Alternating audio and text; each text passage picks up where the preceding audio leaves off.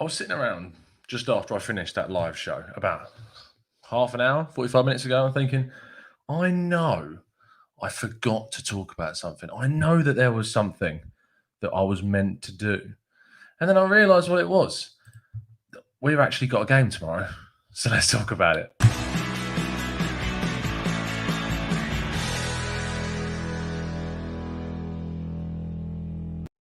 You know, life's getting to you when you actually forget that Arsenal are playing a game tomorrow, don't you? And you need to do a preview show. So here I am at 20 to 11 at night, annoying the neighbours, doing a show this late about an Arsenal game. So bear with me if my voice is more dulcet than it usually is, and I'm talking a lot deeper into the microphone. Going a little bit ASMR with this video.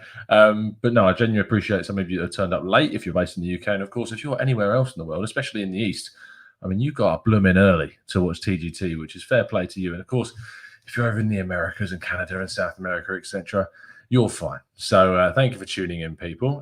Good morning, says Omar. Thank you so much for tuning in, people.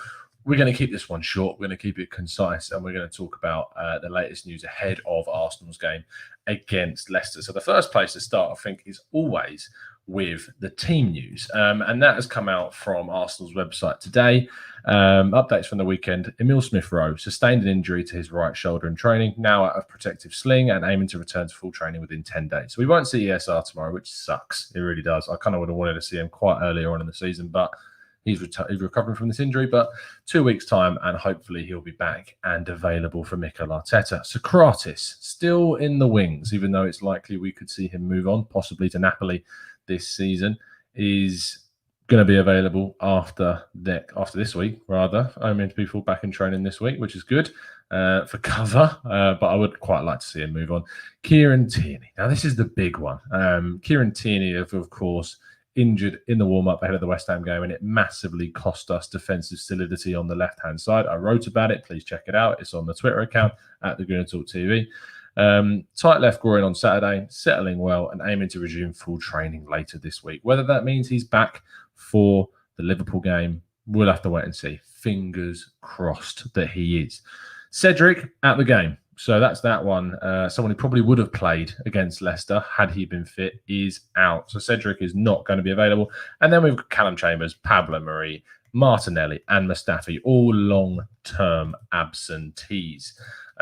So if we then talk about what we think the lineup might actually be, let's have a look at what I would like us to see play in this game. So there's obviously some players that I feel like need a rest, some players that could continue, and I would quite like to see them continue playing.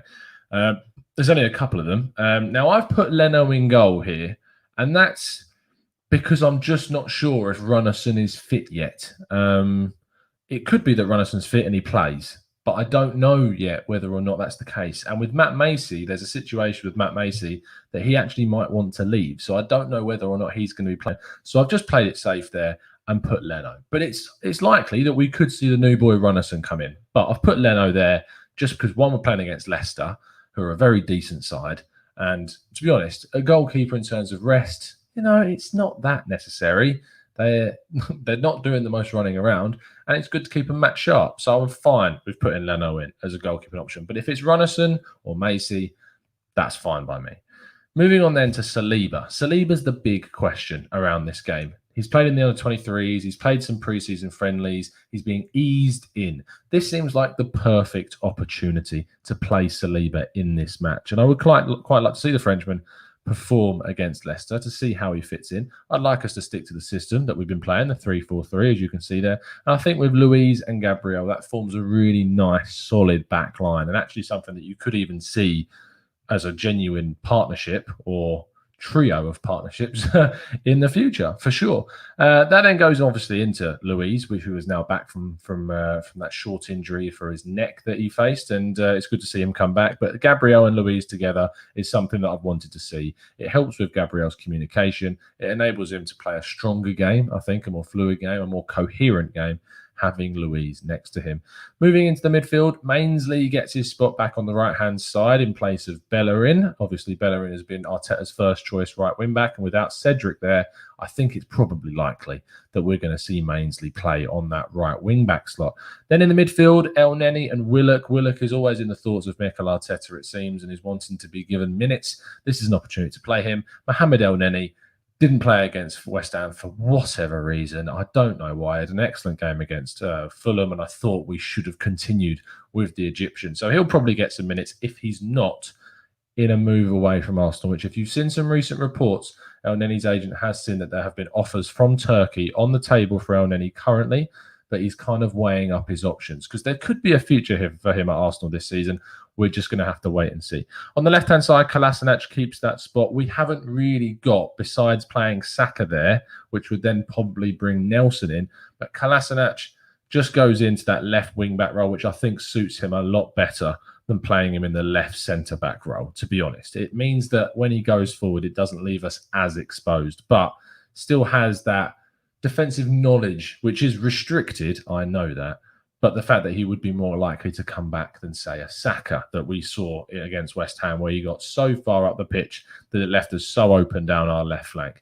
Speaking of Saka, he plays in that left wing slot, which is an absolutely fine position for him as a left foot. He's a really good crosser of the ball. His final ball is really, really good. It's consistent, and he makes some really good passes, and I'm happy with him playing that role. Pepe is probably going to start the game. I'd be very shocked if he didn't. It's his chance to really now come back into this Arsenal lineup and show what he's got and show what he's about, and to actually try and fight for that spot that Willian's kind of come in and taken away from him almost immediately. And Pepe deserves to be given that chance. I'm hoping that the Ivorian can come in and do that. Then we have Nketiah in the front line as well. He's not been given a chance to start any games as of yet because of Lacazette's form. One goal in the first game and another goal in the second game. You can't really beat that in terms of consistency too much unless it was 2 goals in each game. But Nketiah, of course, came on against West Ham and got the winner. Massive for his confidence. And I look forward to hopefully seeing Nketiah lead the line against Leicester in the Carabao Cup. Let's get some of your thoughts in the chat box into our channel. So there's a lot of hate for Cedric going on here, I can see. Omar says Runnison, Saliba, Louise and Gabriel, Ainsley Maitland-Niles. Well, hold on. What's his name? Omar? Saka, Willock, El Neni, Nelson, Pepe and Eddie is what he has gone for there. I can definitely see why he would want to see Nelson playing, but there are links at the moment with possibly seeing him leave on loan. And if you want to check more information about that, go watch the video that we did about half an hour ago. Jared says, am I the only one who thinks that Alba might play? No, you're not. And I kind of toyed with it. And I think that he's one of those players that just seems to play every game. And if he does play against a Leicester side, if we were playing, say, against a Barnsley or a Charlton or a Hull, in a team that was lower down in the divisions, maybe we would see Aubameyang rested more. But I just feel like even then, Aubameyang has a massive chance to play this game. So no, Jared, you're not the only one. Colorado Guna says, please keep Kolasinac away from my team. I'd rather see Matt Macy at left wing back. Very mean, but completely understandable. Christopher Fung says, wonder if we need to protect against Tierney in case he can't play. Maybe rest Kolasinac, sadly. But in that case, then who do you play? That's the question. I guess you would go with Saka and then move Nelson into the front line. Is an option. But I just think that Kolasinac is going to start. I think that's going to be the case. That's just what I've gone for. It's not necessarily what I would want to see, but I think that that's what we are going to see. Archie says, I think that Ozil plays, and I kind of toyed with this with my lineup, is, are we going to see Guendouzi? Are we going to see Ozil? This is the most likely game we'll have in a long time from the past to seeing one of those two play their game. I'm not sure. I'm really not sure whether or not we're going to see them. I think that it's unlikely still. I just think that Arteta's freezing both of them out. No matter what they do, it doesn't matter how many times he comes out and says that everyone's on a clean slate. It doesn't matter. These two have got their cards marked, and I'd be very, very shocked to see one of those two in the starting lineup. Rodney says, oh yeah, Guendouzi plays here as well. Beast Titan says, Kolasinac to start, might as well just go and watch there's nothing wrong with tennis. I like tennis. Tennis is nice. Manoj says, I have a feeling Guendouzi will play. Featured a lot in the training video. That would be interesting, wouldn't it? And it's not just to say, because I've seen a lot of pictures of Mesut Ozil training too, and we've seen nowhere to be seen. So who knows whether or not we're going to see Guendouzi or we're going to see Ozil. Christopher Funk says, who makes the bench, Tom? Under 23s or senior players or a bit of a mix of all of them? I would like to see some of the youngsters come in. Will Balogun be there? I don't know, because there's rumours of a bid from Sheffield United around the £10 million mark, possibly coming in soon, but he's played there before. Maybe he'll get his first senior call-up to the team, playing on the bench. That would be interesting. Maybe we'll get to see Salah Adine possibly on the bench. Maybe we'll get to see Olayinka, who is very highly thought of within the team. McGuinness might be on the bench. McGuinness might even play. He, of course, played in pre-season. Cottrell, who's done very, very well for the under-23s as well.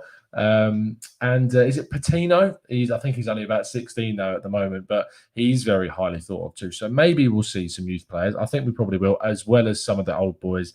You probably see Lacazette on the bench. You'll probably see Willian maybe on the bench as well. So there's going to be the options that come off the bench just in case we need an extra couple of players that are really creative to get those in the mood. So yeah, I think there's a good chance, Chris, that you could see a mix of sort of the under-23s and also some of the main ones. Daniel Roberts says, McGuinness went out on loan to Ipswich today. That is news that I completely missed. Is that the case? Let me just try and get that up. McGuinness to Ipswich. Yes, they did. That's fantastic news. Just to see one of our youngsters go out on loan is great. I mean, you think about the players we've sent on loan. We've spent Matt Smith to Swindon. Tyrese John Jules has gone to Doncaster. Troy Coyle and Zach Medley have gone to Gillingham. We've seen, who else has gone? I think we sent someone over to Holland, maybe. I think we might have sent someone over there. Of course, Mavropanos has gone over to Stuttgart. We've got a great load of players that are over and getting out some proper minutes. Swanson, says Christopher Fung. Thank you. See, this is what I rely on you guys to be the expert members in my chat box. Daniel Roberts says he played for the 23s against Ipswich a few weeks ago. Played so well that they bought him. Yeah, that's a great shout. I mean, the fact that he's impressed them clearly means that he's doing on the right path. And it's good to see young centre-backs coming through the ranks, especially ones that have come through the academy. And if they've got a chance to get into the first team in the future, amazing. So that's really, really good. He says, do you think we could see any of the under-23s like Bola left centre-back or Cottrell or even George? Yeah, George Lewis is an interesting one because George Lewis has been playing almost every under-23 game. We brought him in. The other one that's been playing is Tim Akinola, I think, has been given some minutes. I haven't seen Jonathan Dinzey, who obviously came in from Spurs, play much at all. But yeah, it's going to be interesting to see if any of the under-23s are in there and if any of them play as well. I'm a bit annoyed that we actually got paired with Leicester, because if we'd been paired with a Leicester side from a lower down league, it would have been better, wouldn't it? But that's going to wrap up our preview. Sorry that it's so late and sorry that I'm so docile in doing the show. I'd usually be a lot more animated, but as you can tell, it is quite late here in the UK, which means that there are people around that are sleeping. So I'm going to wrap up things fairly swiftly. It's been an absolute pleasure, as it always is, to talk to you, even though this was a pretty impromptu preview. But I hope you've enjoyed it. And if you did, please drop a like on the video. Please subscribe to the channel if you're new around here and turn those notifications on so you never miss a show. Go check out the articles that I'm writing over at 101 Great Goals. And other than that, it's been a pleasure to speak to you. And I'll speak to you again very, very soon. And as always, up the Arsenal.